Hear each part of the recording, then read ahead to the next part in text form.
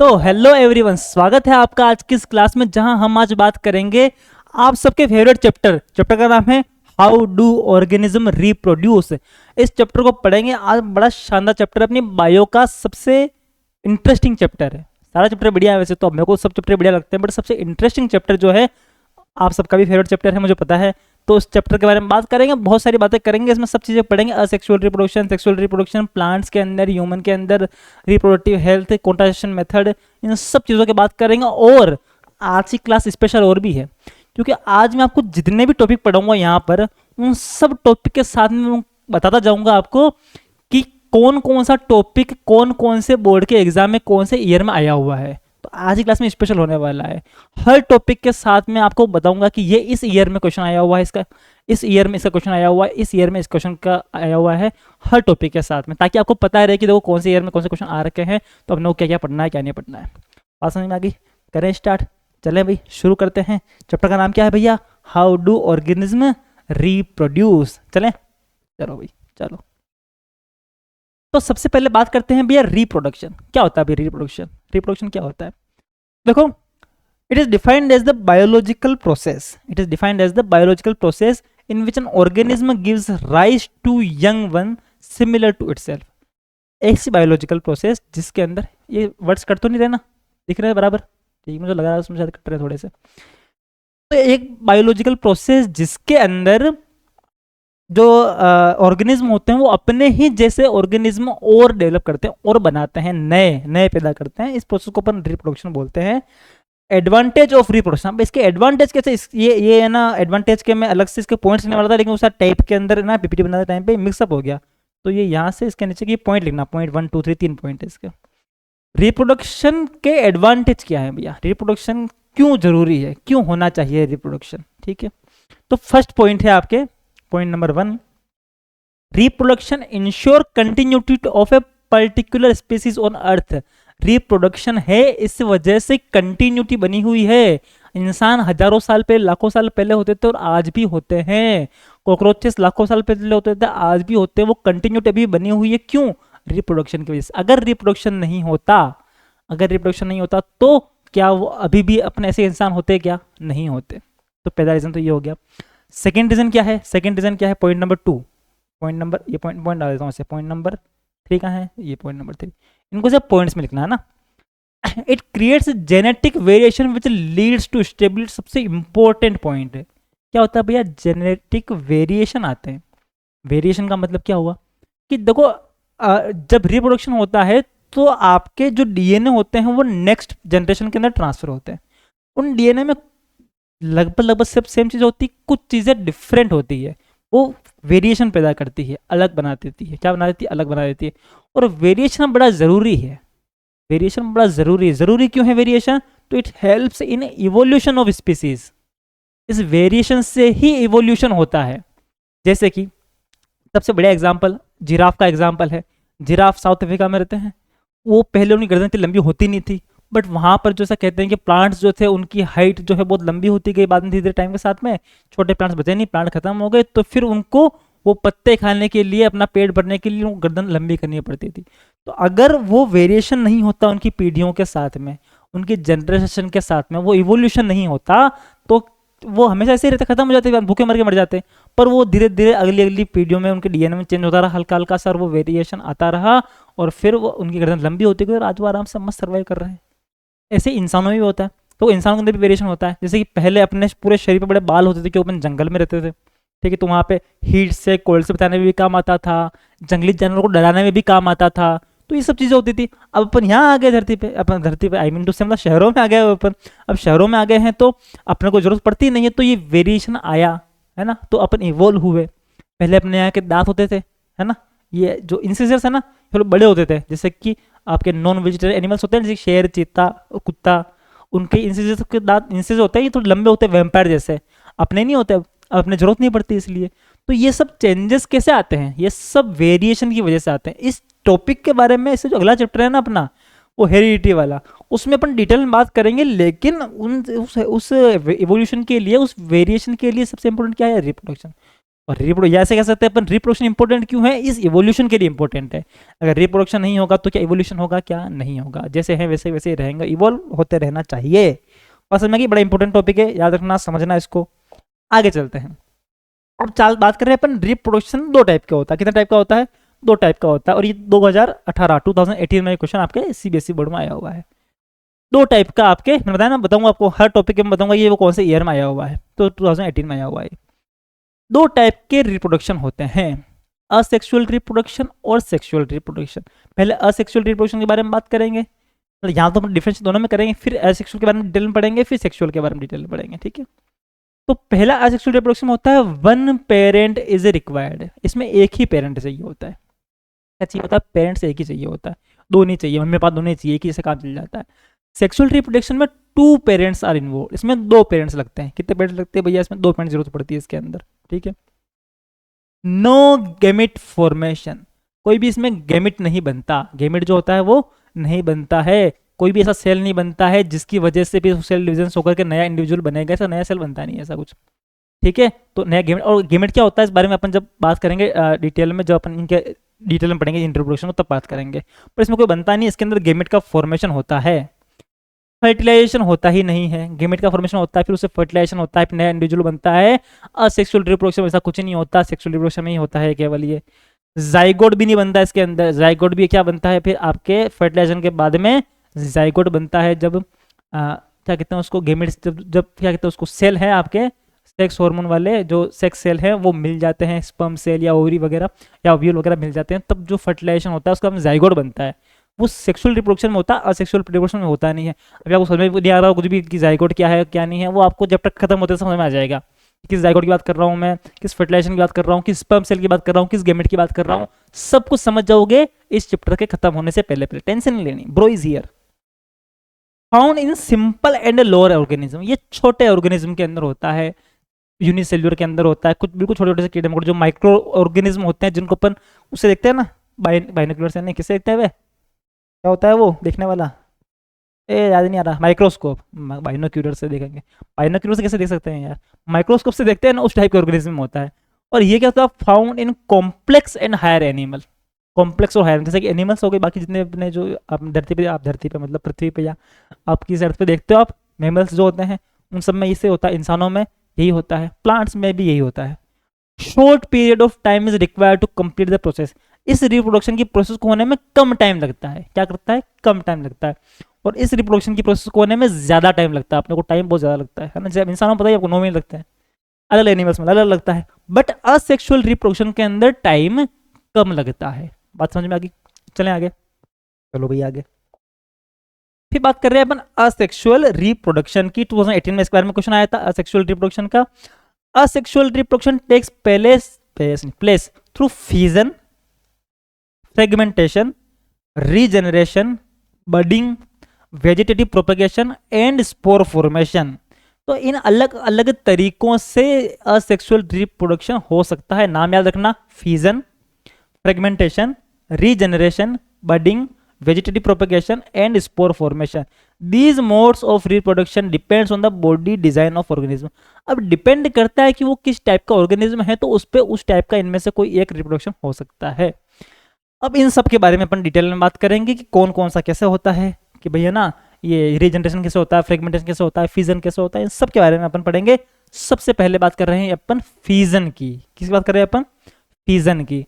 Fusion में दो तरह के फ्यूजन होते हैं। Fusion is the division of splitting of parent cell into 2 और मोर सेल। फ्यूजन क्या होता है कि एक सेल है या एक ऑर्गेनिज्म है, वो 2 या 2 से ज्यादा सेल में जब डिवाइड हो जाता है तो उसको क्या बोलते हैं अपन, फ्यूजन बोलते हैं। क्या बोलते हैं, याद रहेगा, याद रहेगा, फ्यूजन बोलते हैं। 2 टाइप का होता है, बाइनरी फ्यूजन और मल्टीपल फ्यूजन। जो बाइनरी फ्यूजन का क्वेश्चन है आपके 2020 और 2022 में आया था बोर्ड के पेपर के अंदर, ठीक है। और जो आपके मल्टीपल फ्यूजन का क्वेश्चन है 2017 में आया था, 2024 में आया था, 2017 में भी आया था, 20 में भी आया था, 24 में भी आया था, सॉरी 3 साल आया था ये, ठीक है। तो बाइनरी फ्यूजन क्या होता है, it is the division of one cell into 2 similar और identical cell. It is division of the one cell into 2 similar और आइडेंटिकल सेल। एक सेल है वो 2 बिल्कुल सिमिलर और आइडेंटिकल सेल में डिवाइड हो जाता है, 2 सेम टू सेम जुड़ा बच्चे हो गए उसके, ठीक है। वो खुद टूट करके 2 में बिखर गया। द न्यूक्लियस फर्स्ट डिवाइड्स क्या लिखता है amitotically into two, followed by the division of the cytoplasm, the cell finally splits into two daughter cell, जैसे कि अमीबा। अमीबा में होता है एक सेल है, यूनिसेलुलर ऑर्गेनिज्म पता है एक ही सेल है। इसका सबसे पहले जो न्यूक्लियस होता है ना, उस न्यूक्लियस के दो टुकड़े होते हैं। न्यूक्लियस के क्या होते हैं? दो टुकड़े होते हैं। फिर इसके साइटोप्लाज्म के दो टुकड़े होते हैं, ऐसे फिर बिखर जाता है। साइटोप्लाज्म बाहर का है, साइटोप्लाज्म, इस साइटोप्लाज्म में दो टुकड़े होते हैं और फिर ऐसे अलग होते होते दो अलग अलग बन गए। तो इसको अपन पेरेंट सेल बोलते हैं या मदर सेल बोलते हैं, और इसको अपन डॉटर सेल बोलते हैं। क्या बोलते हैं? डॉटर सेल बोलते हैं। तो इस टाइप से दो बन जाते हैं वो, तो खुद ही टूट। अब इसका कोई अस्तित्व नहीं है ना, इसका कोई भी वजूद नहीं, बच्चा अब ये है ही नहीं, ये खुद दो में टूट के बिखर गया। तो इस टाइप का जो रिप्रोडक्शन होता है उसको अपन फ्यूजन बोलते हैं। क्या बोलते हैं भैया? फ्यूजन बोलते हैं। ऐसे ही एक अपने some unicellular organism with more structured bodies, कुछ और यूनिसेलुलर ऑर्गेनिज्म जिसमें थोड़ा सा अलग सा स्ट्रक्चर होता है। जैसे इसका अमीबा को स्ट्रक्चर नहीं होता, अमीबा तो फैला हुआ है वैसा, रायते ऐसा फैला हुआ होता है। रायते को आप नीचे जमीन पे गिरा दो तो जैसा फैलता है ना, सेम डिजाइन होती है अमीबा की।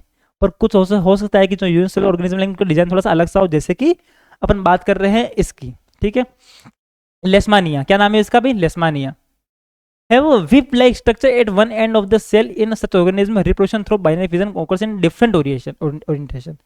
तो इसमें बाइनरी फिजन होता है, पर इसमें अलग ओरिएंटेशन से होता है। इसमें ऐसे नहीं होता। इसके अंदर यह होता है कि ये यहाँ से बीच में से ही टूटता है, ये बीच में से टूटता है यहाँ से ये, और धीरे धीरे धीरे धीरे टूटता टूटता टूटता टूटता टूटता टूटता फिर दो अलग अलग चीज़ों में डिवाइड हो जाता है, दो अलग अलग इंडिविजुअल्स ऑर्गेनिज्म बना लेता है। लेशमानिया में ऐसा होता है, ठीक है। कौन सा फिजन है? यही बाइनरी फिजन ही है।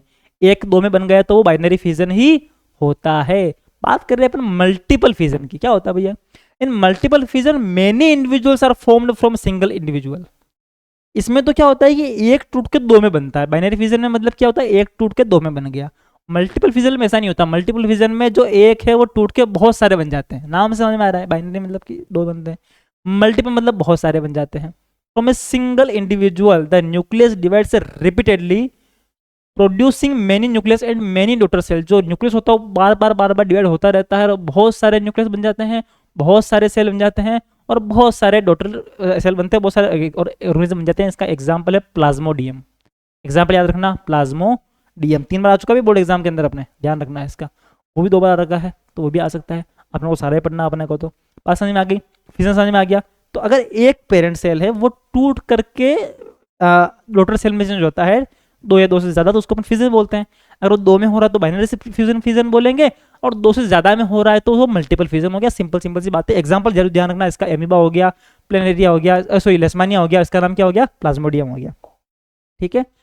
नेक्स्ट है आपके फ्रेगमेंटेशन। क्या है? फ्रेगमेंटेशन। और फिर रीजनरेशन में पढ़ेंगे अपन। फ्रेगमेंटेशन जो होता है वो क्या 2017, 17, 20 और 24 में आ रखा है। आपके 17 में भी आ रखा है, 20 में भी आ रहा है, 24 में भी आ रखा है। फ्रेगमेंटेशन क्या होता है? It takes place in a multi cellular organism with simple body organism जैसा जैसे स्पाइरोगायरा। इसमें क्या होता है कि सिंपल ऑर्गेनिज्म है, ठीक है, पर मल्टी सेलुलर है, सेल ज्यादा है। अमीबा ऐसा यूनिसेलुलर नहीं है, बट सिंपल ऑर्गेनिज्म, ज्यादा कॉम्प्लेक्स स्ट्रक्चर है नहीं है, जैसे स्पाइरोगायरा में उनमें होता है ये। क्या नाम है इसका भाई? फ्रेगमेंटेशन। इसमें क्या होता है?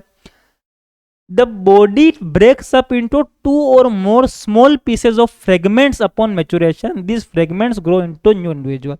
मतलब जैसे कि ये आपके एक स्पाइरोगायरा था, अब जैसे इसका मैचुरेशन होगा तो क्या होगा? बड़ा होगा तो इसके ये अलग अलग टुकड़ों में टूट जाएगा। एक टुकड़ा अलग हो गया, एक टुकड़ा अलग हो गया, एक टुकड़ा अलग हो गया, ठीक है। अब इस टुकड़े से भी अलग एक ऑर्गेनिज्म पूरा बन गया, इस टुकड़े से भी अलग एक ऑर्गेनिज्म पूरा बन गया, इस टुकड़े से भी एक अलग ऑर्गेनिज्म पूरा बन गया, 3 अलग ऑर्गेनिज्म बन गए। इस टाइप का रिप्रोडक्शन होता है। इसको हम क्या बोलते हैं? फ्रेगमेंटेशन बोलते हैं। क्या बोलते हैं? फ्रेगमेंटेशन। किसमें होता है? स्पाइरोगायरा में होता है। जैसे गन्ना देखा, गन्ने में होता नहीं लेकिन समझ लो, जैसे गन्ना देखा, गन्ने के अंदर अलग अलग पार्ट्स नहीं होते हैं क्या? बीच में नोड होती है ऐसी एक। जस्ट इमेजिन उस गन्ने के आपने से जहाँ जहाँ नोड थी वहाँ से 4 टुकड़े अलग कर दिए, 4 उसमें नोड थी, उसमें 4 अलग टुकड़े कर दिए, उसको दूर दूर रख दिया, तो अब वो एक जो टुकड़ा था वो भी पूरा बड़ा गन्ना बन जाएगा, जो बीच वाला था वो भी पूरा गन्ना बन जाएगा, वो भी गन्ना बन जाएगा, 4 अलग अलग गन्ने बन जाएंगे मस्त आराम से अपने। तो इस टाइप का सिस्टम किसमें होता है? इस पे। इंसान में सिस्टम नहीं होता भैया। इसमें सर इंसान मेरा हाथ काट दूं तो सर मैं दूसरा आदमी बन जाऊंगा क्या मैं? ऐसे नहीं होता। किसमें होता है? स्पाइरोगायरा में होता है। फिर बात कर रहे हैं अपन रीजनरेशन की। It is the ability of a fully differentiated organism to give rise to new individual from its body section. इसके अंदर तो पूरा ही टूट के बिखर गया था 3 पार्ट्स के अंदर, और फिर जो है आपके क्या हो गया? इसके अंदर अलग अलग क्या कहते हैं इसको? ऑर्गेनिज्म बन गए। इसमें क्या होता है? It is ability of fully differentiated organism to give rise to new individual from its body section. उसका बॉडी का एक पार्ट कट गया। एक इसका फोटो लगाना भूल गया रीजनरेशन की मैं, है ना, पेरिया की फोटो लगाना मैं भूल गया, कोई बात नहीं। तो इसके अंदर क्या होता है कि रीजनरेशन के अंदर की वो जो क्या कहते हैं ऑर्गेनिज्म है, वो ऑर्गेनिज्म जैसे मान लो कैसा ऑर्गेनिज्म था, तो कोई जानवर था, इसके यहाँ से इसके दो पार्ट्स हो गए, टूट गया, तो अब ये नीचे वाला पार्ट है ये भी पूरा पूरा इसके ऊपर की बॉडी उग जाएगी, ये वाला पार्ट है ये वाला पार्ट भी उग जाएगा इसका। तो ये दोनों अलग अलग पार्ट्स उग करके उग जाएंगे, इसके उग जाएंगे, क्या पेड़ पौधे उग रहे हैं, बट इसके अंदर क्या होगा कि ऐसे पूरा का पूरा ऑर्गेनिज्म नया डेवलप हो जाएगा, पूरा ऑर्गेनिज्म वापस नया बन जाएगा। इस प्रोसेस को अपन क्या बोलते हैं, रीजनरेशन होता है बोलते हैं। इसी रीजनरेशन का फायदा उठाती है अपनी छिपकली। छिपकली देखिए, छिपकली में पूरा इंडिविजुअल तो बन नहीं सकता, बट उसकी अगर मान लो पूंछ वूछ काट दो तो उस पूंछ वापस उग जाती है उसकी, है ना, देखा आपने, छिपकली पूंछ काट दो वापस से वो रीजनरेट कर लेती है, वापस से उसकी पूंछ उगा लेगी वो भी रीजनरेशन होता है। उसके अंदर पूरा इंडिविजुअल नहीं बना सकती, इतनी कैपेसिटी उसके अंदर नहीं है, लेकिन अपने पार्ट्स को तो वो उगा सकती है। समझ में आ गई। फ्रेगमेंटेशन और रीजनरेशन क्वेश्चन कितनी बार आया देखो, 16 मार्क का, 17 मार्क का, 19 मार्क का, 24 मार्क का रीजनरेशन का क्वेश्चन, पढ़ना भैया इसको। फिर बात कर रहे हैं अपन बडिंग की। किसकी बात कर रहे हैं, बडिंग की। बडिंग का मार्क है 23 में और 24 में मार्क का बडिंग, दो बार तक आ गया था। In budding a small part of the parents body develop into a bud which then separates to form a new organism, जैसे कि हाइड्रा हो गया। जस्ट इमेजिन आप ने एक दिन सुबह उठ कर देखा तो आपके यहाँ पे गाल पे पिंपल निकला था, क्या निकला, पिंपल निकला। अब वो पिंपल जो है थोड़ा सा बड़ा हुआ, एक दिन हुआ, 2 दिन थोड़ा बड़ा हो गया, थोड़ा और बड़ा हो गया, थोड़ा और बड़ा हो गया, हमने कहा अभी बड़ा हो जा रहा है, इतना बड़ा हो गया, इतना बड़ा हो गया, इतना बड़ा हो गया। धीरे धीरे बड़ा होता होता होता कुछ टाइम के अंदर पूरा का पूरा जैसे आप हो वैसे वैसे एक और बंदा आपके पास में खड़ा हो गया, पूरा वो पिंपल बड़ा होता होता तो बड़ा हो गया, और बाद में फिर यहाँ से कट करके वो अलग हो गया, तो एक पूरा पूरा बंदा ही बन गया। ऐसा किसी साइंस फिक्शन मूवी में हो सकता है, रियल लाइफ में इंसानों के साथ में नहीं होता, बट हाइड्रा में होता है। किसमें होता है, ऐसे हाइड्रा में होता है। तो हाइड्रा के अंदर जैसे कि मान लो एक पिंपल निकला यहाँ से, इसका बड निकला, अब ये बड है जो है निकल के बड़ा हुआ, थोड़ा और बड़ा हुआ, थोड़ा और बड़ा हुआ, थोड़ा और बड़ा हुआ, अब फोटो दी गई, तो थोड़ा और बड़ा होता होता होता होता ये पूरा का पूरा ये इंडिविजुअल जो है इस टाइप से अलग होकर के बाहर निकल जाएगा। बात समझ में आएगी नहीं है, आगे समझ में, एग्जाम्पल समझ में आती है, मैं कह रहा हूँ एग्जाम्पल समझ में आती है, हमेशा कहता हूँ मैं, तो बच्चे लोग मानते नहीं है। फिर है अपना स्पोर फॉर्मेशन, तो 16 में आया, 17 में आया, 23 में आया, 24 में आया, ठीक है भैया। फिर 25 में आया नहीं तो 26 में हो सकता आ जाए, क्या पता, पढ़ लेना भैया। Spore formation, spores are small bulb like structure which are covered by thick walls under favorable condition they germinate and produce new organism, for example rhizopus। ऐसे बल्ब जैसे स्ट्रक्चर होते हैं जिसके अंदर छोटे छोटे छोटे छोटे से स्पोर्स होते हैं, क्या होते हैं, स्पोर्स होते हैं। तो जब इनको फेवरेबल कंडीशन मिलती है, इनको लगता है भी अब ठीक है, माहौल ठीक है अपना, तो उस टाइम पे ये बस्ट करते फटते हैं और इसमें से सारे सारे स्पोर्स बाहर निकल जाते हैं, और जितने स्पोर्स बाहर निकलते हैं उन स्पोर से क्या बन जाता है, वापस नए नए ऑर्गेनिज्म बन जाते हैं। तो इस प्रोसेस को क्या बोलते हैं, पर स्पोर फॉर्मेशन। एग्जांपल याद रखना, राइजोपस, डायग्राम तो बना हुआ ही है, समझ में आ गई बात। राइजोपस किस में होता है ये, किसका राइजोपस में कौन सा रिप्रोडक्शन होता है, स्पोर फॉर्मेशन होता है। कौन सा होता है, स्पोर फॉर्मेशन, समझ में आ गई। उसके बाद में अपना है अगला वेजिटेटिव प्रोपेगेशन। क्या है भैया, वेजिटेटिव प्रोपेगेशन 2023 में आया था भैया वेजिटेटिव प्रोपेगेशन। क्या है कि भाई क्या होता है ये, तो in many plants new plantlet develop from vegetative parts of plant body such as stem, roots and leaves. बहुत सारे ऐसे प्लांट होते हैं जिसके अंदर क्या होता है, उनके जो वेजिटेटिव पार्ट्स होते हैं, जैसे कि सीड हो गया, जैसे कि स्टेम हो गया, जैसे कि लीव्स हो गई, जैसे कि फ्रूट हो गया, उन सब से अलग अलग तरीके से जो है नया प्लांट जो है वो उग जाता है। इस प्रोसेस को अपन बोलते हैं वेजिटेटिव प्रोपेगेशन। जनरली बहुत सारे प्लांट के अंदर अपने को ये देखने को मिलता है। अब मेथड्स ऑफ वेजिटेटिव प्रोपेगेशन की बात करें तो 2 मेथड है इसके अंदर, एक तो है आपका नेचुरल मेथड, एक है आपका आर्टिफिशियल मेथड। नेचुरल मेथड और आर्टिफिशियल मेथड। नेचुरल मेथड में क्या है, तो नेचुरल मेथड के अंदर ये देखो, ये 16 में 17 24 में आता है नेचुरल मेथड। कौन से होते हैं, एक तो होता है बाय रूट्स, एक होता है बाय स्टेम्स, एक होता है बाय लीव्स। जड़ है, जड़ को उखाड़ करके लगा दो, जैसे कि आपके होता है डायलिया फ्लावर होता है, स्वीट पोटैटो होता है, उसकी जो रूट होती है उसी को आपको जमीन में गाड़ना पड़ता है और नया प्लांट सूख जाता है, ठीक है। स्टेम्स होता है जैसे पोटैटो की स्टेम होती है, पोटैटो खुद स्टेम, पता है आपको, पोटैटो स्टेम होता है जो अपन खाते हैं वो वाला। जिंजर होता है वो भी स्टेम होता है, तो उनको भी जो स्टेम को ही अपने को ग्रो करवाना पड़ता है। लीव्स भी होता है जैसे कि ब्रायोफिलम होता है, ठीक है, पत्ते होते हैं इसके, तो ये पत्तों से ही उगता है, डायरेक्ट पत्तों से ही इसको उगाना पड़ता है। तो जो इस टाइप से जो आपके रिप्रोडक्शन होता है उसको क्या बोलते हैं अपन, वेजिटेटिव प्रोपेगेशन बोलते हैं। याद रहेगा नहीं रहेगा, भूलोगे तो नहीं, पक्का पक्का पक्का पक्का, प्रॉमिस प्रॉमिस, पिंकी प्रॉमिस कर रहा भाई, भूल के देख लेना, भूल गए तो लड्डू नहीं भिजवाऊंगा आपके घर पे। मैंने प्रॉमिस किया था पिछली क्लास के अंदर, जो जो भी मेरे इस वीडियो को देखेगा और क्या करेगा, सब्सक्राइब करेगा, सब्सक्राइब, उसको 1 किलो नहीं, आधा किलो की बात हुई थी अपने, तो आधा किलो बेसन के लड्डू पहुंचाए जाएंगे। तो आधा किलो बेसन के लड्डू चाहिए तो फिर देख लेना भी, तुम्हारे हिसाब से मुझे पता नहीं है यार, ठीक है। अगला है आर्टिफिशियल मेथड। आर्टिफिशियल मेथड में 3 होते हैं, तो होता है ग्राफ्टिंग, होता है कटिंग, होता है लेयरिंग, ठीक है। ग्राफ्टिंग, कटिंग और लेयरिंग, ठीक है। ग्राफ्टिंग होता है मैंगो में, कटिंग होता है रोज में, और लेयरिंग क्या होता है, जैस्मीन में, ठीक है। तो ग्राफ्टिंग में क्या होता है, ग्राफ्टिंग के अंदर क्या करते हैं कि जो जैसे मान लो उसका स्टेम या वगैरह उसको डाली उसको काटते हैं, फिर उसको क्या करते हैं, उसको दूसरे प्लांट के ऊपर वापस से उसकी दूसरी डाली के अंदर जाके चिपका देते हैं उसको, फिर टेप वेप करके चिपकाते हैं उसको।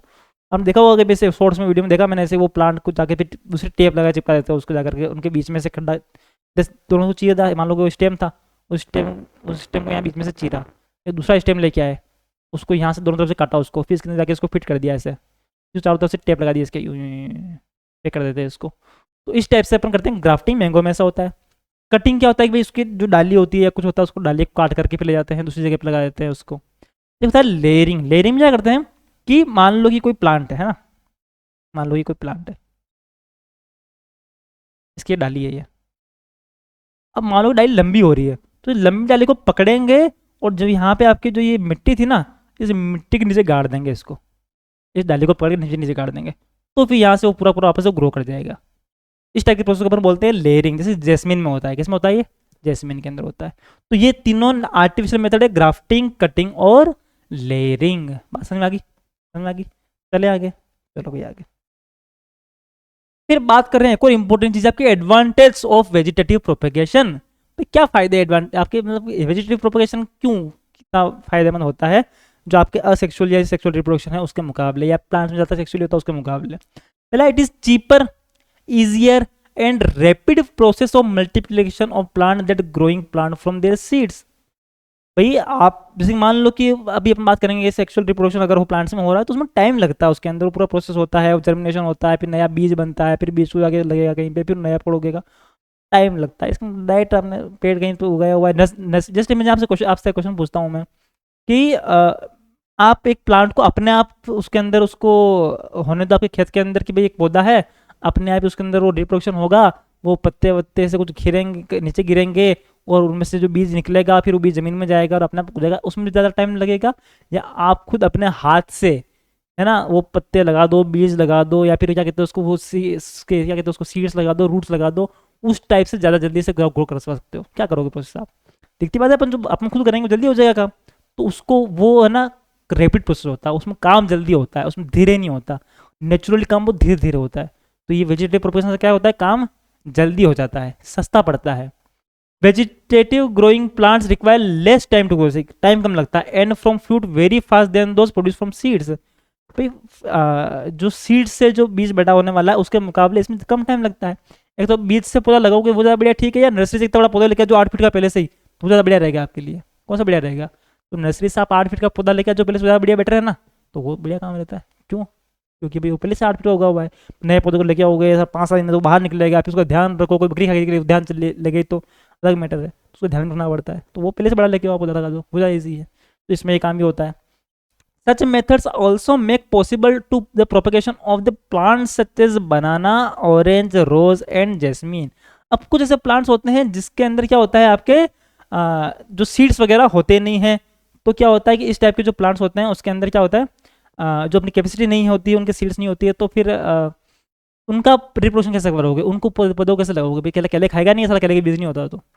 तो उस टाइप का भी अपन रिप्रोडक्शन करवा सकते हैं वेजिटेटिव प्रोपेगेशन से। कटिंग, ग्राफ्टिंग आपने पढ़ा भी है इन सब चीज़ों से, लेयरिंग से, इन सब चीज़ों से, है ना। तो अगर मान लो कि आपको सीड्स मिलते ही नहीं है, जैसे केला नहीं होता।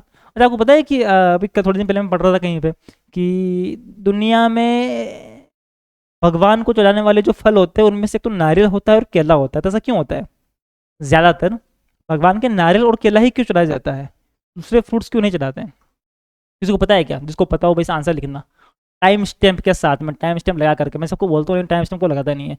जिसने टाइम स्टैम्प लगा के मुझे आंसर देगा उसको भाई मेरी तरफ से इनाम है पक्का, ठीक है भाई, मेरी तरफ से इनाम है 20 रुपये वाली डेयरी मिल्क लेकर के खा लेना मेरी तरफ से भैया, ठीक है, मेरी तरफ से इनाम है वो। अगर आपने आंसर दे दिया टाइम स्टैम्प के साथ में कि भाई भगवान के अपन जो नारियल और जो क्या कहते हैं केला चढ़ाते हैं, केवल वही फ्रूट ज़्यादा क्यों चढ़ते हैं, दूसरे फ्रूट क्यों चढ़ते हैं? मैं बताता हूँ उसका रीज़न। देखो क्या होता है कि बाकी जितने भी फ्रूट्स होते हैं वो जूठन से बनते हैं, है ना। जैसे कि आपने आम खा लिया तो आम का गुठली आपने वो झूठी खाई, फिर वो गिर गई होगी कहीं पर, या फिर आपने कहीं नीचे लगा भी दी तो वो उससे उगती है, तो वो जूठन से उगते हैं। पर नारियल का भी बीज नहीं होता और केले का भी बीज नहीं होता, तो बीज नहीं होता, गुठली नहीं होती, तो झूठा नहीं होता वो, इसलिए वो भगवान के फल चलाए जाते हैं, झूठे से नहीं होते हैं। बात समझ में, तो कितना ज्ञान का बात है, रिप्रोडक्शन के अंदर अपने कितना ज्ञान सीखना है साथ साथ में। बात समझ में आ गई? समझ में आ गया? तो बनाना, ऑरेंज इस टाइप के जो प्लांट्स होते हैं जिसमें आप सीड्स नहीं होते हैं बट फिर भी उनका आप रिप्रोडक्शन करवा सकते हो, किससे? वेजिटेटिव प्रोपेगेशन से। ये इसके बात हो गई इंपॉर्टेंट है। फिर बात कर रहे हैं अपन sexual reproduction in flowering plants, इनके फूल आते हैं भाई साहब। 2019 और 22 में क्वेश्चन आया था, flower is the reproductive part of the plant. Flower जो होता है रिप्रोडक्टिव पार्ट होता है किसी प्लांट के अंदर, कौन सा होता है? फ्लावर होता है, ध्यान रखना, ऐसे फूल। Stamens and carpels are reproductive part of flower which contains the germ cell. इसके जो रिप्रोडक्टिव पार्ट्स होते हैं, एक तो होता है स्टेमेंस और एक कार्पेल होता है जिसके अंदर जर्म सेल होता है। मैं समझाऊंगा आपको जर्म सेल क्या होता है वगैरह। The male organ of flower called stamens produce the male gamete which are present in pollen grain. The female part of flower is carpel. Female part को कार्पेल बोलते हैं, जो कि क्या करता है? फीमेल गेमेट को प्रोड्यूस करता है, जो कि ओव्यूल जो है के अंदर प्रेजेंट होती है। तो दो पार्ट होते हैं फ्लावर के अंदर, एक होता है स्टेमेंस, एक होता है कार्पेल। स्टेमेंस जो मेल पार्ट होता है और कार्पेल जो होता है वो फीमेल रिप्रोडक्टिव पार्ट होता है। जो स्टेमेंस होता है, जो मेल पार्ट होता है, उसके अंदर से गेमेट रिप्रोड्यूस होता है, ठीक है, जो कि जर्म सेल होता है उसका। और जो ओव्यूल होता है उसके अंदर किसमें होता है? वो कार्पेल में होता है, ठीक है। अब फ्लावर जो होते हैं वो दो तरह के होते हैं। कितने तरह के होते हैं? दो तरह के होते हैं। एक होता है बाइसेक्सुअल फ्लावर और एक होता है आपके यूनिसेक्सुअल फ्लावर, ठीक है। क्या होता है बाइसेक्सुअल फ्लावर और यूनिसेक्सुअल फ्लावर? क्या होता है भैया ये बाइसेक्सुअल यूनिसेक्सुअल? देखो मैंने अभी बताया आपको कि फ्लावर के अंदर दो पार्ट होते हैं, स्टेमेंस और कार्पेल। कौन कौन से हो गए? स्टेमेंस और कार्पेल्स। ये हो गया आपके मेल वाला पार्ट और ये हो गया आपके फीमेल वाला पार्ट। तो अगर किसी ऐसे कोई ऐसा फ्लावर है जिसके अंदर ये दोनों ही एक ही फ्लावर में है, उस फ्लावर के अंदर ही आपके मेल वाला पार्ट भी है और फीमेल वाला पार्ट भी है, रिप्रोडक्टिव ऑर्गन दोनों ही है, कार्पेल भी है, स्टेमेंस भी है, तो उसको अपन बोलते हैं बाइसेक्सुअल फ्लावर। क्या बोलते हैं उसको? Bisexual flower. और अगर इसके अंदर खाली एक है तो उसको क्या बोलेंगे अपन? Unisexual flower. क्या बोलेंगे उसको? Unisexual flower. बात समझ में आ गई? बात करें अपन पोलिनेशन की, तो pollination is the transfer of pollen grain from the anther to the stigma. 16 और 19 क्वेश्चन आ रखा है कि पोलिनेशन क्या होता है? जो आपके क्या कहते हैं उसको? पोलन ग्रेन है। पोलन ग्रेन का मतलब कि जिसकी वजह से आपके रिप्रोडक्शन होगा, वो पोलन ग्रेन वो फीमेल रिप्रोडक्टिव पार्ट जिससे स्टिग्मा के ऊपर जाकर चिपकता है, उस प्रोसेस को अपन पोलिनेशन बोलते हैं। अब पोलिनेशन दो तरह के होते हैं, एक होता है सेल्फ पोलिनेशन, एक होता है क्रॉस पोलिनेशन। क्या होता है? सेल्फ पोलिनेशन और क्रॉस पोलिनेशन। फिर बात करते हैं सेल्फ पोलिनेशन की बात कर रहे हैं ना। तो सेल्फ पोलिनेशन क्या होता है कि मान लो कि ये फ्लावर है, अब इस फ्लावर के अंदर दोनों ही है, मेल वाला पार्ट भी है और फीमेल वाला पार्ट भी है। तो इसी से जर्म सेल निकल करके और वो यहीं पे वापस इसी फ्लावर पे आकर चिपक गया, तो क्या बोलते हैं अपन? सेल्फ पोलिनेशन बोलते हैं। क्या बोलते हैं? Self pollination. मान लो कि ये सेम प्लांट है दोनों, ये कौन सा और ये कौन सा होना चाहिए उसके लिए? ये फ्लावर कौन सा होना चाहिए? ये बाइसेक्सुअल फ्लावर होना चाहिए। क्या होना चाहिए? ये बाइसेक्सुअल होना चाहिए, ठीक है। अब मान लो सेम प्लांट के अंदर ही अगर मान लो कि ये इसके जो आपके क्या कहते हैं इसको पोलन ग्रेन है वो इस दूसरे इसी पेड़ के इसी पौधे के दूसरे स्टिग्मा पे जाकर चिपक गया, तब भी वो सेल्फ पोलिनेशन ही होगी, क्योंकि प्लांट तो एक ही है ना, जैसे इसके अंदर हुआ है, प्लांट तो एक ही है ना, तो वो इस पे जाकर चिपक गया। और मान लो एक प्लांट से इससे से पोलन ग्रेन निकल करके दूसरे प्लांट के स्टिग्मा पर जाकर के चिपक गया, तो उसको हम बोलते हैं क्रॉस पोलिनेशन। क्या बोलते हैं? Cross pollination. यहाँ से उस पोलन ग्रेन का दूसरे फ्लावर के स्टिग्मा पे जाना, इसको पोलिनेशन बोलते हैं, अभी पढ़ा अपन ने। अगर ये सेम प्लांट में हो रहा है तो उसको क्या बोलेंगे, उसको सेल्फ पोलिनेशन। क्रॉस प्लांट दूसरे प्लांट में हो रहा है तो उसको क्रॉस पोलिनेशन होता है। होता कैसे है ये, तो या तो हवा के साथ होता है, हवा से उड़ के चल के पोलन ग्रेन जो पत्तों के ऊपर आपने देखा होगा, छोटे जो पेड़ के पत्ते होते हैं उसके छोटे छोटे से दाने होते हैं, देखें आपने कभी, ये इस टाइप के छोटे दाने होते हैं, इनको बोलते हैं पोलन ग्रेन। क्या बोलते हैं इनको, पोलन ग्रेन। तो ये हवा से उड़ के जा सकता है, या इस टाइप की मधुमक्खियाँ या फिर तितलियाँ जो बैठी होती है, उनका जूस नेक्टर जो पीती है, तो वो उनके पैरों से चिपक करके, फिर वो यहाँ भी बैठेंगे, यहाँ भी बैठेंगे, उनके पैरों से चिपक के भी जा सकता है। तो इससे बहुत सारे तरीके हैं जिससे पोलन ग्रेन ट्रांसफर हो सकता है और फिर दूसरे प्लांट के ऊपर जा सकता है। समझ में आ गया, क्रॉस पोलिनेशन और सेल्फ पोलिनेशन। ये है अपना भाई फ्लावर, जिसके अंदर बात कर रहा हूं मैं क्या, कि क्रॉस पोलिनेशन और सेल्फ पोलिनेशन दोनों ही होगा, और इसके अंदर होगा फर्टिलाइजेशन। ये बाइसेक्सुअल फ्लावर की फोटो है, किसकी है ये, बाइसेक्सुअल फ्लावर की। अब बात करते हैं अपन सारे पार्ट्स की इसके ना, डिटेल के, मैं कहा डिटेल में बात करेंगे, है ना, शॉर्टकट में क्यों बात करें अपन, सारे पार्ट्स की बात करते हैं, ठीक है। तो सबसे पहले ये जो दिख रहा है आपको, ये यहाँ पर ऊपर जो पॉइंट डॉट दिख रहा है ना, यहाँ पे ये पॉइंट, इसको बोलते हैं अपन एंथर। क्या बोलते हैं इसको, एंथर, ठीक है। इसके नीचे यहाँ पर एक ट्यूब दिख रही है, इसको बोलते हैं अपन फिलामेंट। क्या बोलते हैं इसको, फिलामेंट। ये जो पत्ते हैं ये हो गए पेटल, ये जो पत्ते हो गए ये हो गए सेपल। ये जो इतने भी पार्ट है ना, ये सारे के सारे मेल रिप्रोडक्टिव पार्ट, इसको स्टेमेंस बोलते हैं। क्या बोलते हैं इसको, स्टेमेंस बोलते हैं, ठीक है, पसंद में आ गई। ऐसे ही इधर होते हैं, ये जो दिख रहा है आपको, ये इसको बोलते हैं अपन स्टिग्मा। थोड़ा सरफेस होता है, ऊपर से चिपचिपा होता है, इसको बोलते हैं स्टिग्मा। इसके नीचे ये जो नली दिख रही है, इसको बोलते हैं अपन स्टाइल। क्या बोलते हैं, स्टाइल। ये नीचे बीच में जो दिख रहा है आपको, इसको बोलते हैं अपन ओवरी। और ये सारे के सारे फीमेल रिप्रोडक्टिव ऑर्गन हैं, तो उसको हम बोलते हैं कार्पेल। इसको पिस्टिल भी बोलते हैं, कार्पेल भी बोलते हैं, ठीक है, बात समझ में आ गई। अब पोलिनेशन होता कैसे है उसके बारे में बात करते हैं अपन, कैसे होता है पोलिनेशन। तो जस्ट इमेजिन कि या तो किसी और प्लांट से या इसी प्लांट से जो आपके क्या कहते हैं इसको, पोलन ग्रेन है, वो पोलन ग्रेन उड़ करके, मान लो इसी प्लांट का ये पोलन ग्रेन है, ये उड़ करके आया और यहाँ आकर के इस पर चिपक गया। किसी और प्लांट का भी आ सकता है, इस प्लांट का भी आ सकता है। वो मेल वाला था, एंथर से चिपक करके उड़ करके स्टिग्मा पे आकर चिपक, स्टिक की सर्फेस होता है, चिपचिपा होता है, आकर चिपक जाता है, ठीक है। अब वो चिपकने के बाद में क्या करेगा कि वो नीचे आना शुरू करेगा। क्या करेगा, वो नीचे आना शुरू करेगा। नीचे एक ट्यूब जो है वो बनाता रहता है, यहाँ दिख रही है, मान लो ये पोलन ग्रेन आया, तो पोलन ग्रेन आया तो इस टाइप से वो धीरे धीरे डेवलप होता रहता है। वो ट्यूब है वो धीरे धीरे वो बढ़ती रहती है, ठीक है। ये आपके स्टिग्मा पे चिपका, ये पोलन ग्रेन चिपका, और ये धीरे धीरे बढ़ता रहता है। इसको बोलते हैं पोलन ट्यूब। क्या बोलते हैं इसको। अब जैसे जैसे नीचे सरकता रहेगा वैसे वैसे ये ट्यूब डेवलप होती रहेगी, डेवलप होती रहेगी, डेवलप होती रहेगी, और वो ट्यूब इस पोलन ग्रेन को कहाँ पहुंचा देगी, इस ओवरी में पहुंचा देगी। ओवरी के अंदर पहले ही होता है फीमेल जर्म सेल। ये ओवरी दिख रही है, यहाँ से आया आया आया आया, इस ओवरी में पहले से ही होती है फीमेल जर्म सेल, पहले ही होता है इसके अंदर। और इस पर जाकर के कौन जाके लगता है, आपके ये एंथर या फिर आपके ये मेल जर्म सेल जो है, आपके पोलन ग्रेन जो है वो लाके चिपक जाता है। बात समझ में आ गई। जब ये चिपकता है, इस प्रोसेस को अपन बोलते हैं फर्टिलाइजेशन। क्या बोलते हैं इसको, फर्टिलाइजेशन। समझ में आया नहीं आया, डायग्राम समझ में आ गया, ये समझ में आ गया, ये इसी का डायग्राम, ये इसी डायग्राम यहाँ पे ये बना हुआ है, थोड़ा समझ में आ गया, ठीक है। चलो भी आगे, बाकी इन सब का समझ में आ गया। ये पेटल और सेपल तो केवल अट्रैक्शन के लिए होते हैं, ठीक है, ताकि फ्लावर सुंदर लगे, मस्त लगे भाई। अट्रैक्शन से रिप्रोडक्शन होता ही नहीं है, आपको तो पता ही है ना। ह्यूमन के अंदर भी तो जैसे अगर अट्रैक्शन नहीं होता तो क्या लगता है आपको, रिप्रोडक्शन होता है क्या, नहीं होता भाई। अट्रैक्शन जरूरी है, तो फूलों में भी ऐसे होता है, फूलों में अट्रैक्शन चाहिए होता है भैया। फिर बात कर रहे हैं अपन फर्टिलाइजेशन प्रोसेस, जो मैंने बताया आपको, ठीक है। तो pollen grain containing lands on the surface of stigma after pollination. Pollination, वो जो स्टिग्मा में जाकर चिपका उसको बोलते हैं पोलिनेशन, वो जाकर चिपक गया। Pollen grain germinates and start forming pollen tube. फिर धीरे धीरे वो पोलन ट्यूब बनाना स्टार्ट कर देता है, 3-4 तल आने लगता है। Pollen grain discharge male gamete into pollen tube, वो पोलन ट्यूब के अंदर डिस्चार्ज कर देता है उसको। Pollen tube reach ovary and enters into ovule, वो ओवरी में जाती है, ओवरी के अंदर ओव्यूल में जाती है। It finally release male gamete, इसके बाद में वहां से वो मेल गैमेट को रिलीज कर देती है।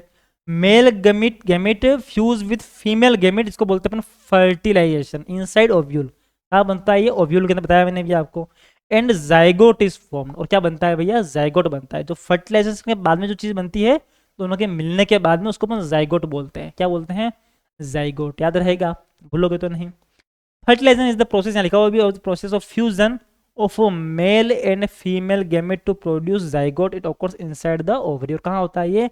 ओवरी के अंदर होता है। कहाँ होता है? ओवरी के अंदर। 2019 और 24 के अंदर ये क्वेश्चन आपके आ रखा है। बात समझ में आ गई कि क्या प्रोसेस होती है आपके फर्टिलाइजेशन की। ठीक है भैया, चले आगे। चलो भैया आगे। अब फर्टिलाइजेशन के बाद में क्या होता है, वो 17 क्वेश्चन आया था, वापस आता तो बहुत टाइम हो गया, नहीं आया। क्या होता है फर्टिलाइजेशन के बाद में? जो जाइगोट है, ठीक है, वो जाइगोट, जो जाइगोट क्या है, जो फर्टिलाइजेशन के बाद में बना था दोनों को मिला करके, वो जाइगोट फर्टिलाइजेशन के बाद में एम्ब्रियो में कन्वर्ट होता है। क्या होता है? एम्ब्रियो में कन्वर्ट होता है। ठीक है, उसके बाद में जो ओव्यूल है जिसके अंदर वो था, वो ओव्यूल बनता है सीड। क्या बनता है? सीड बनता है। ठीक है, और वो जो ओवरी थी बाहर की, जिसके अंदर ये ओवरी थी, ओवरी के अंदर ओव्यूल था, ओव्यूल के अंदर यहाँ पे क्या था आपके? फर्टिलाइजेशन हुआ था। तो ये जो ओव्यूल है ये बनता है फ्रूट।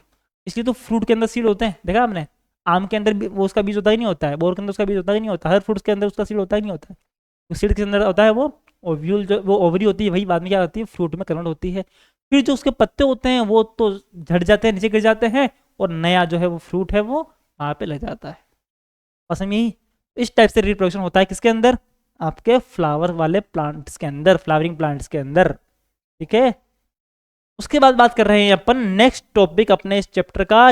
टॉपिक का नाम है, मतलब आपका चैप्टर का हाफ तो ही है, नेक्स्ट हाफ बच रहा है खाली। बस सिंपल सिंपल से, बहुत सिंपल चैप्टर है, ज़्यादा भारी है नहीं है ये, ज़्यादा कुछ है ही नहीं चैप्टर में, हल्का हल्का चैप्टर है तो। अगला टॉपिक है अपना रिप्रोडक्शन इन ह्यूमन बींग्स। तो ह्यूमन है सेक्सुअल मोड ऑफ रिप्रोडक्शन।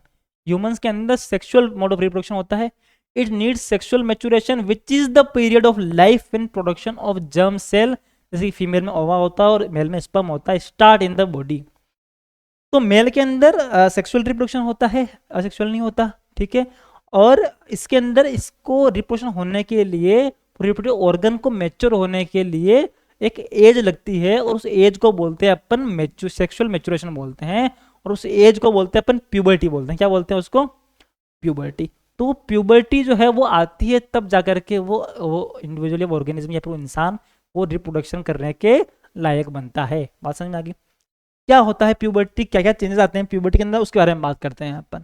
तो what happens when puberty, what happens during puberty. तो देखो लड़कों और लड़कियों के अंदर लगभग एक बराबरी होती है, बट लड़कों में जनरली थोड़ा लेट आती है प्यूबर्टी, लड़कियों में जल्दी आ जाती है। तो 11 से 12 साल के बीच में, 11 से 12 साल के बीच में लड़कों की एज है।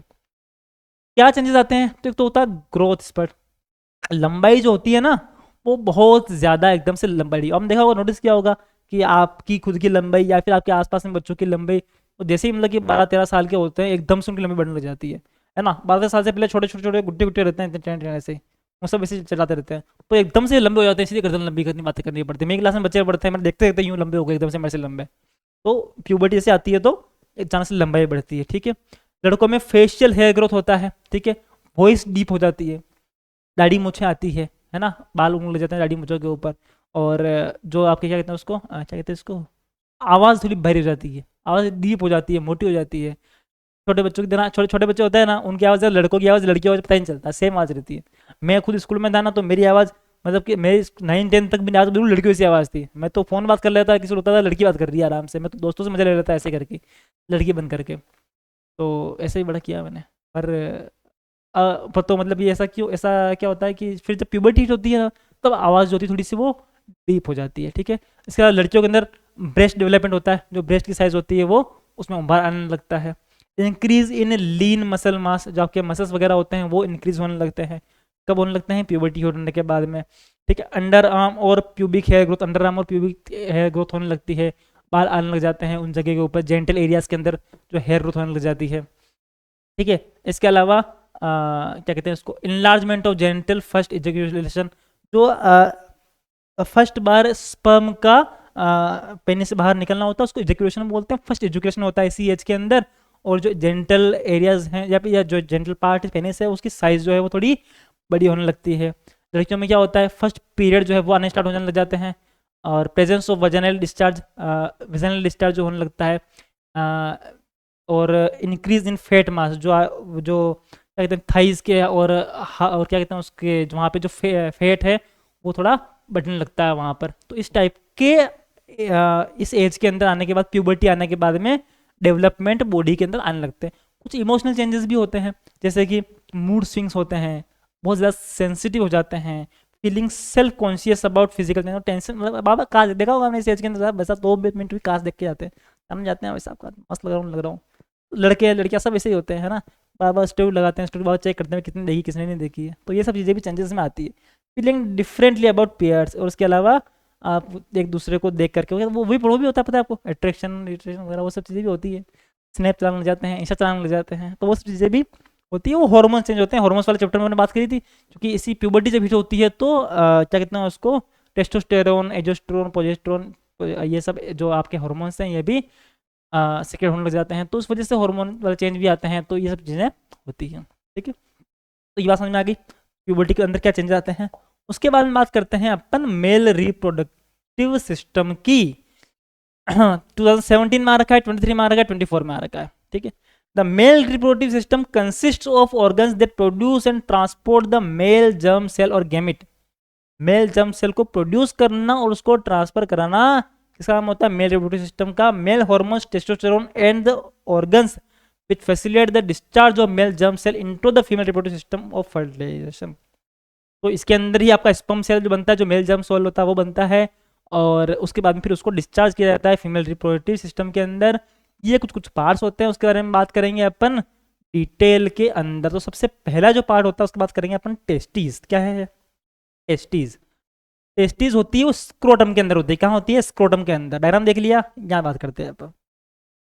Pair of testes are located inside of scrotum. Pair होते हैं, 2 होते हैं, ठीक है।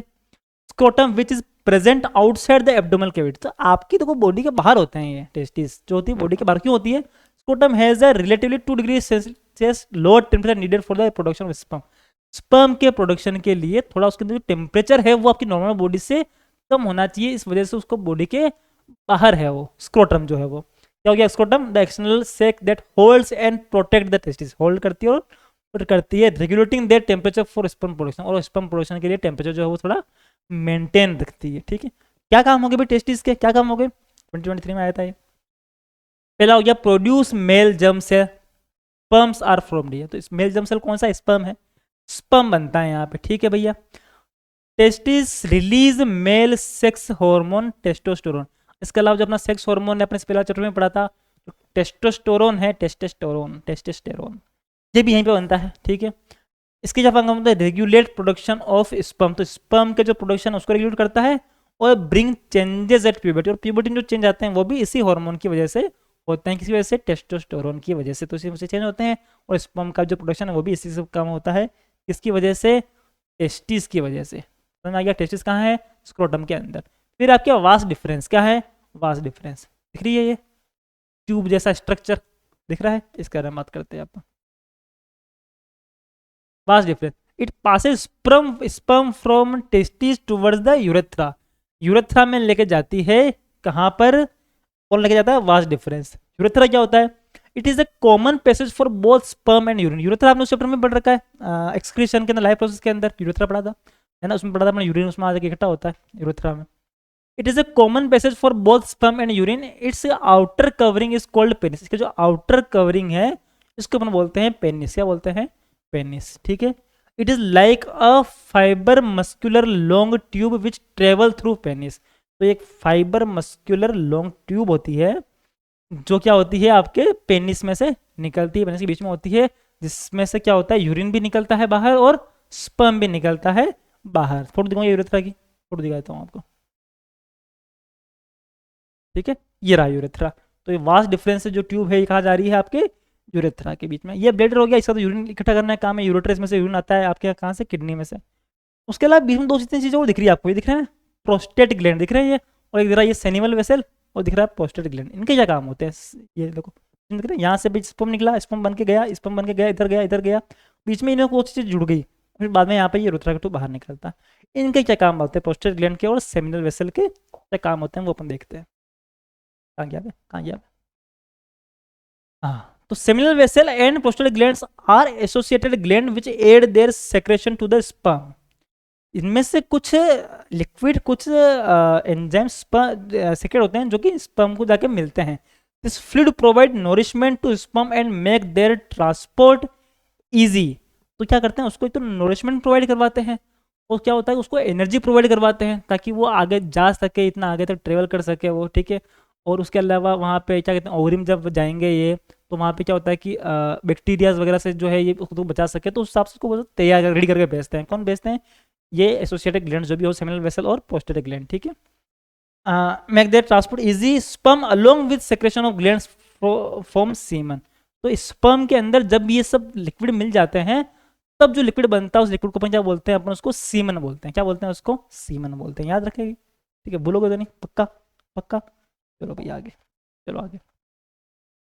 मेल रिप्रोडक्टिव सिस्टम समझ में आ गया, गिनती का पार्ट है उसके अंदर। टेस्टिस हो गया जो स्क्रोटम के अंदर होता है, फिर वास्ट डिफरेंस वो ट्यूब जिसमें से निकल रहा है, फिर यूट्रस टू बाहर निकलता है, बीच में दो ग्लैंड्स आते हैं, कौन कौन से, प्रोस्टेट ग्लैंड्स और सेमिनल वेसल। इतना सिंपल सा मेल रिप्रोडक्टिव सिस्टम है बस। अब बात करें अपन फीमेल रिप्रोडक्टिव सिस्टम की।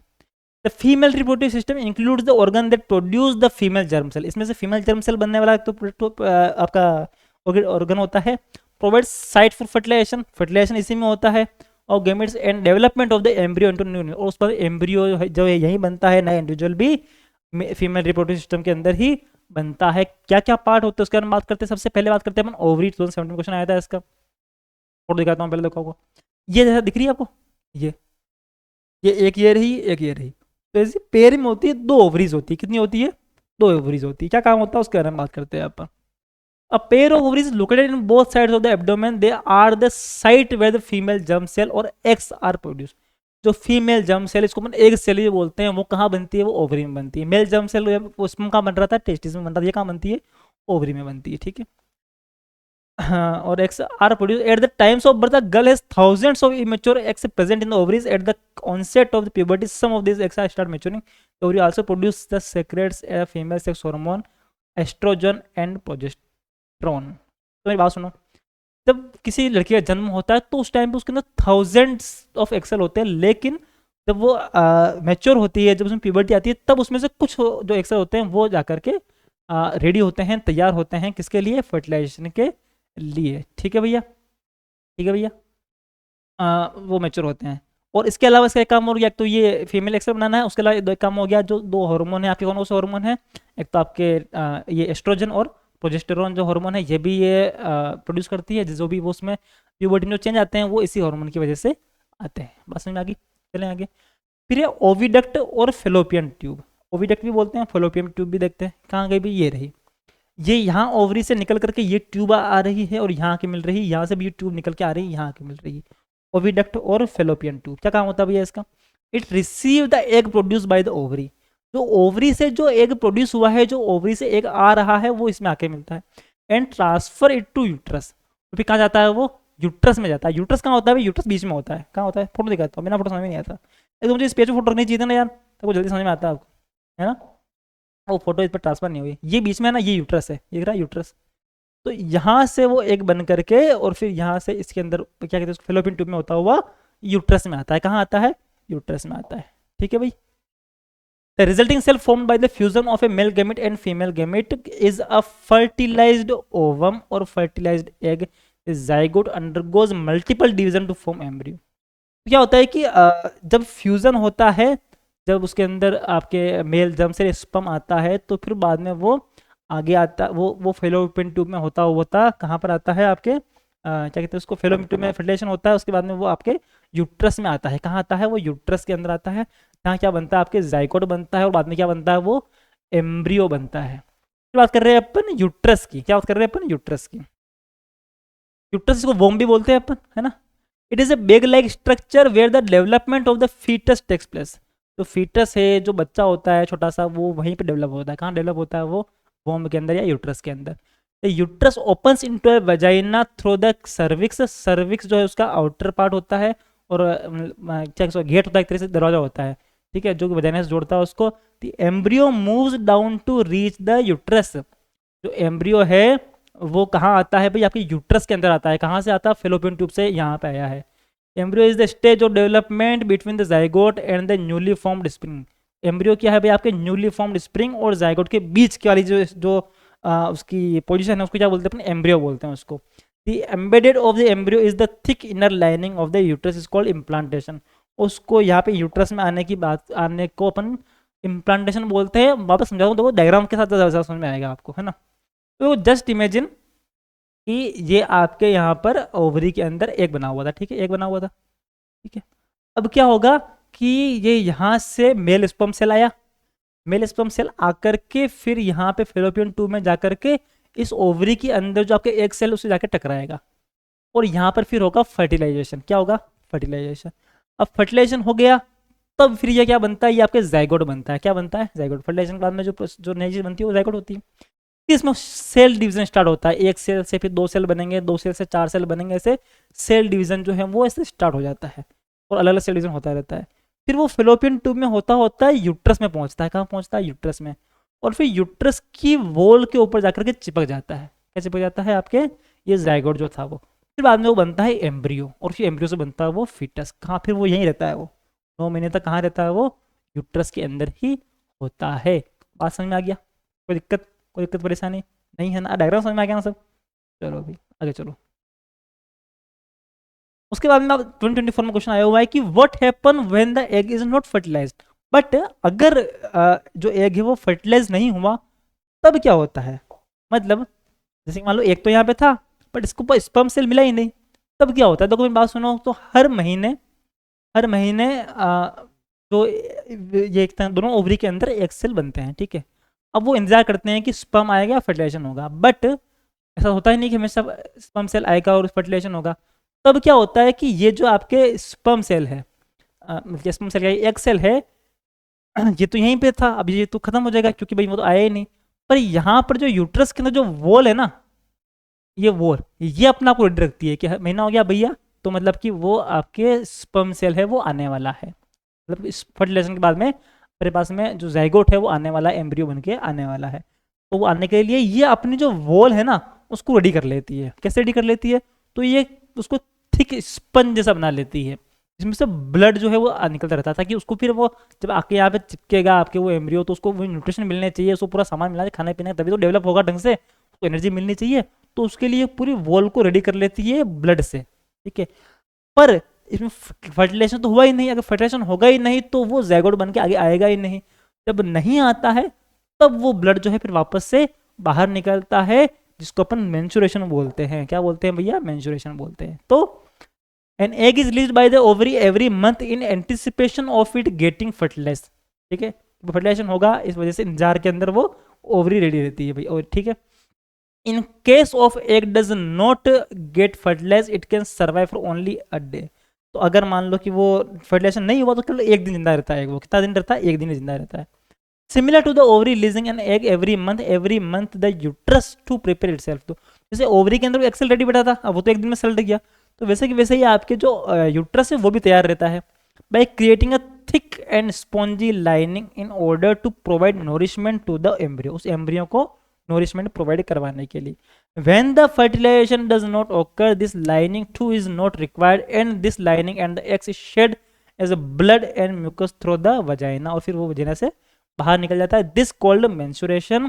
This cycle occurs every month and lasts for about 2 to 8 days। फिर 2 से 8 दिन के बीच में होती है और महीने ये होता है। बात समझ में आ गई कि जब अगर एक फर्टिलाइज नहीं होता है तब होता है मेंस्ट्रुएशन, ठीक है भैया। चले आगे।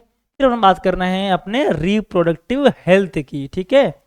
तो the process of sexual maturation is a gradual one which happens while the general body growth is ongoing. तो जब जनरली बॉडी ग्रोथ होती है, जब मैच्योरेशन, जब क्या कहते हैं उसका, मैच्योरेशन, मैच्योर होता है बंदा, जब उसका बॉडी मैच्योर होती है तब वो रिप्रोडक्शन के लिए हेल्दी होता है, ठीक है। तब रिप्रोडक्शन के लिए हेल्दी होता है।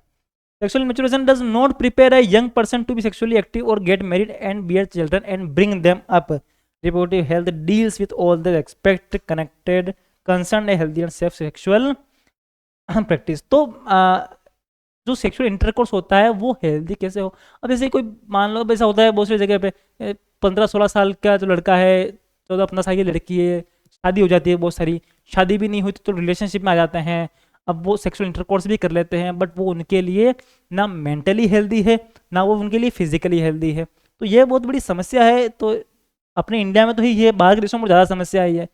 तो इस सब चीज़ों के बारे में जो चीज़ डील करती है उसको हम बोलते हैं रिप्रोडक्टिव हेल्थ, ताकि एक हेल्दी सेक्सुअल इंटरकोर्स हो सके और वो जो सेक्सुअल लाइफ है वो हेल्दी रह सके। बात समझ में आ गई? बात समझ में आ गई? चलें आगे। चलिए, तो सेक्सुअल रिप्रोडक्शन या तो उसको रिप्रोडक्टिव हेल्थ के अंदर जो सबसे पहले इंपॉर्टेंट चीज पढ़नी है अपने को, वो चीज है आपके सेक्सुअली ट्रांसमिटेड डिजीज, एसटीडी बोलते हैं। क्या बोलते हैं इसको? एसटीडी। ठीक है, तो disease which can spread from one person to another person during sexual intercourse in non sexual transmitted disease. तो सेक्सुअल इंटरकोर्स करते टाइम पे डिजीज एक दूसरे से ट्रांसफर हो सकती है, मेल से फीमेल में, फीमेल से फीमेल में जा सकती है, तो उसको अपन बोलते हैं एसटीडी, सेक्सुअल ट्रांसमिटेड डिजीज। जैसे कि हो गया एचआईवी एड्स, जैसे कि हो गया जेनिटल वार्ड्स, जैसे कि सिफिलिस, और बहुत सारी बीमारियां हो सकती है, क्योंकि बहुत सारे फ्लूइड एक्सचेंज भी होते हैं जब आप मतलब कि सेक्सुअल इंटरकोर्स करते हो तो उस टाइम पे, तो उस वजह से ये टाइप की बीमारियां हो सकती है। तो इस बात का भी बड़ा ध्यान रखना चाहिए। ठीक है भैया, क्या है तरीके हैं जिसकी वजह से अपन इन सब चीज़ों से बच सकते हैं या अपन ध्यान रख सकते हैं अपन अपनी रिप्रोडक्टिव हेल्थ का? तो सबसे बढ़िया, सबसे पहली चीज़ तो है वो है आपकी कॉन्ट्रासेप्टिव मेथड या कॉन्ट्रासेप्शन मेथड। क्या होते हैं भैया ये? तो मेथड और techniques adopted to prevent pregnancy as consequences of sexual intercourse. तो प्रेगनेंसी से बचने के लिए कौन से मेथड है जो वो आप यूज कर सकते हो, उसको अपन बोलते हैं कॉन्ट्रासेप्टिव मेथड। क्यों जरूरी है? तो पहला तो है to maintain the population size by preventing unwanted children. भाई आपको पता है कि भारत की जो जनसंख्या है वो पहुंच चुकी कितनी? 1.5 बिलियन के आसपास है, 150 करोड़ के आसपास हो चुकी है। भाई इतने लोग लगातार बढ़े जा रहे हैं, बढ़े जा रहे हैं, बढ़े जा रहे हैं, तो क्या इतने लोग बढ़ते रहने चाहिए क्या? ऐसा नहीं है ना। तो मतलब कि ये पॉपुलेशन कंट्रोल करना भी अपनी ही जिम्मेदारी है। तो पॉपुलेशन कंट्रोल कैसे होगा? ठीक है, तो उसके लिए भाई ये सबसे बड़ा इंपॉर्टेंट चीज़ है कि अपने को इस बात की जानकारी होनी चाहिए, है ना। तो कॉन्ट्रासेप्टिव मेथड जो है वो आपको अलाउ करते हैं कि भाई आप सेक्सुअल इंटरकोर्स कर रहे हो हेल्दी, बट उसके बाद भी जो है प्रेगनेंसी ना हो। सेकेंड रीजन है to maintain the distance between two children and to plan a family size. भाई एक बच्चा हो गया, उसका कम से कम 3-4 साल का गैप एक हेल्दी उस बच्चे के लिए भी और उस माँ के लिए भी होना चाहिए, ताकि वो दोनों हेल्दी रहे। अब वो हेल्दी कब रहेगा? जब आप इन सब का यूज करोगे तब।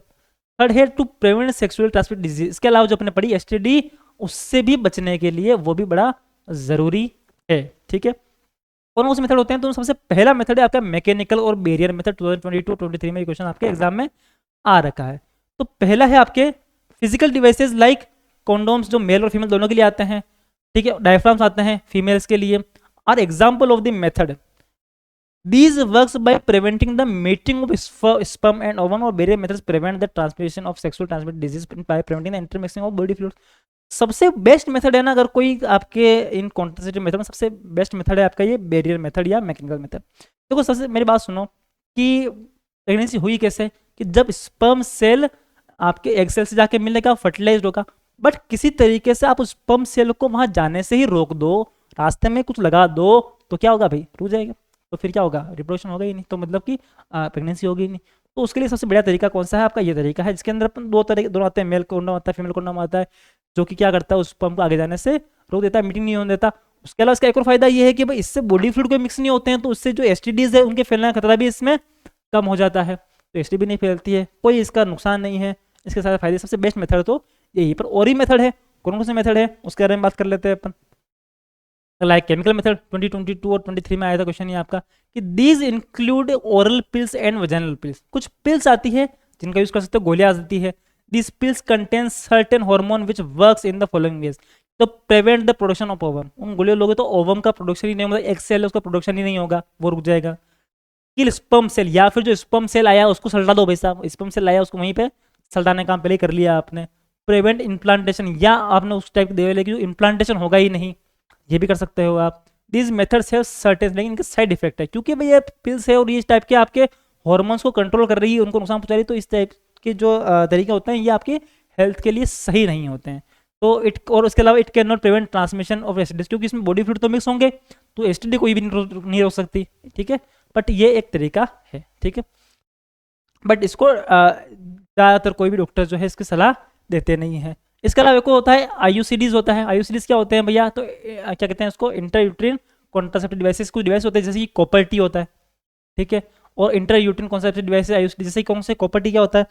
इस टाइप का एक डिवाइस होता है जिसको आपके क्या कहते हैं उसको वजाइना के अंदर प्लेस किया जाता है, जो कि अंदर जा करके एक रास्ता बना देगा, बैरियर बना देगा जो कि स्पर्म को अंदर जाने ही नहीं देगा, स्पर्म को अंदर जाने ही नहीं देगा।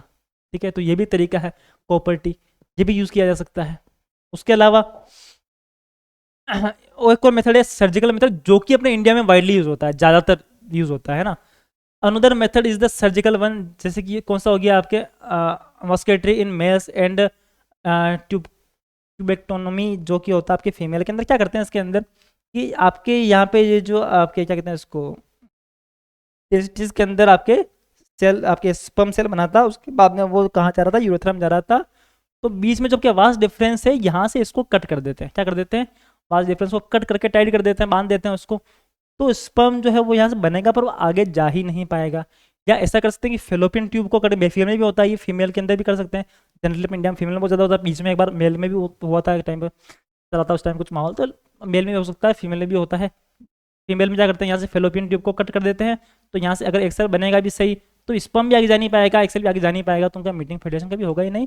बट ये परमानेंट मेथड है ना, इनको एक बार कर दिया तो फिर वापस से इनको सही करवाना नहीं होता है, मुश्किल है, इजी काम है नहीं है। तो सबसे बढ़िया जो मेथड होता है ना, वो तो सबसे रिलायबल, सबसे बढ़िया बेस्ट मेथड तो कौन सा है आपके बैरियर मेथड और क्या कहते हैं उसको, मैकेनिकल मेथड, तो वो सबसे बेस्ट मेथड होता है। ठीक है, ये भी करा सकते हो, बट मतलब ये भी ठीक है, इसमें भी कुछ तरह का इसको दिक्कत होगी तो नहीं, बट ये परमानेंट काम है। उसके बाद में दो surgeries used to abort unwanted pregnancy, it has been widely misused by the people specially for illegal aborting of female foetus. बात सुनो, देखो जब सर्जरी से आप उस एम्ब्रियो को जो बन चुका है, जो फीटस बन चुका है, एम्ब्रियो फीटस बन चुका है, उसको आप खत्म को तो कर सकते हो, बट वो इलीगल है, क्योंकि देखो एक बार उसमें जान तो आ चुकी है ना यार, तो वो तो उसको मारना फिर वो एक तो एथिकली तो रॉन्ग ही है, पर अपने कानून के हिसाब से भी गलत है। और स्पेशली जब पता चल जाता है, लोग पहले पता करवा लेते हैं कि भाई ये लड़का होगा कि लड़की होगी, पहले पता चल जाता है, तब फिर क्या करते हैं भाई उसको पहले से ही, ये लड़का, हमको लड़की नहीं चाहिए यार। अभी पता नहीं क्यों 2025 चल रहा है, 26 आने वाला है, पर फिर भी कुछ वही सोच ऐसी शायद है कि बहुत कुछ चेंज हो चुका है, बट फिर भी शायद ऐसी सोच है कि यार हमको लड़की नहीं चाहिए, हमको तो लड़का ही चाहिए, हमारा नाम रोशन करेगा, कमाएगा, पता नहीं क्या कमाएगा। आजकल तो मैंने देखे नहीं कोई लड़के कमा के अपने घर वालों को दे रहे हैं या नहीं दे रहे हैं, साले जो कमाते भी हैं वो भी माँ बाप को छोड़ के दूर ही चले जाते हैं। तो बेटी अगर ससुराल जा रही है तो क्या फर्क पड़ रहा हो, कम से कम बेटी प्यार तो करती है अपने माँ बाप से। बट तो क्या जो भी हो, तो चलो सोशल मुद्दा हो गया ये, बट मतलब ऐसी सोच है अभी भी बहुत सारे लोगों की। तो पर ये तो इथिकली बात होगी, कानून की तरफ से भी ये रॉन्ग है। कोई करवाता है तो भी उसको जेल हो सकती है, डॉक्टर को भी जेल हो सकती है, उसके पेरेंट्स को भी जेल हो सकती है। There is a law in place to prevent this female foeticide which state that parental sex determination is prohibited. तो आपको जानना कि भाई लड़का होगा, डॉक्टर पता कर सकते हैं, बट मतलब ये पता करने की कोशिश करना भी, मतलब कि ऐसा है कि पता तो चल जाता है, अगर आप पता करना चाहो सोनोग्राफी से चल जाता है, लेकिन पता करना एक क्या कहते हैं उसको, क्राइम है, अपराध है, जो कि नहीं करना चाहिए, ना डॉक्टर को करना चाहिए, ना पेरेंट्स को करवाने की सोचनी चाहिए। Proper ratio of male and female essential of maintain the balance of the society. तो इस सोसाइटी का, इस अर्थ का, इस यूनिवर्स का ये बैलेंस बनाने के लिए बहुत ज़रूरी है कि मेल और फीमेल का जो रेशो है वो बराबर बना रहे। अगर ऐसा नहीं होगा तो फिर कैसे काम चलेगा भैया, सब तो लड़के लड़के हो जाएंगे, तो फिर लड़कियाँ कम होगी तो कैसे काम चलेगा। फिर वैसे भी तो लड़के बोलते रहते हैं यार बंदी नहीं मिलती, बंदी नहीं मिलती, फिर बंदा मिलेगी कहाँ से उनको, है? तो वही बात है। बाकी इस चैप्टर बड़ा बहुत इजी चैप्टर है, ज़्यादा कुछ है नहीं इसके अंदर। सेक्सुअल रिप्रोडक्शन में कुछ छोटी मोटी बातें हैं, फिर सेक्सुअल रिप्रोडक्शन में प्लांट है, और फिर आपका ये ह्यूमन रिप्रोडक्टिव सिस्टम है। बहुत इजी चैप्टर है, ज़्यादा कुछ भारी है नहीं है। इस चैप्टर के अंदर मैंने आपको बताया है कि कौन कौन से आपके ईयर में कौन कौन से क्वेश्चन आ रखे हैं। आप बोलोगे नेक्स्ट चैप्टर में भी ऐसा ही करना है तो मैं कर दूंगा, और भी आपको कुछ चेंज करना है, कुछ और नया अपडेट करना है तो बताना मुझे। अब अपना बायो का लास्ट चैप्टर बच रहा है, कौन सा हेरिडिटी वाला, उसको खत्म करेंगे अपन, फिर बाद में अपन एक एवरेज चैप्टर खत्म करेंगे। फिर सोचेंगे क्या कर रहा है, फिर साथ में सोचूंगा यार लाइव करनी सोच रहा हूँ, लाइव क्लास, या फिर मैं सोच रहा हूँ कि रिपीट रिवीजन वाला स्टार्ट करते हैं, जैसा आप बोलोगे वैसा करेंगे। और मिलते हैं आपसे नेक्स्ट वीडियो के अंदर, तब तक फिर रिवीजन करो, पढ़ाई करो, मस्त रहो, बाय।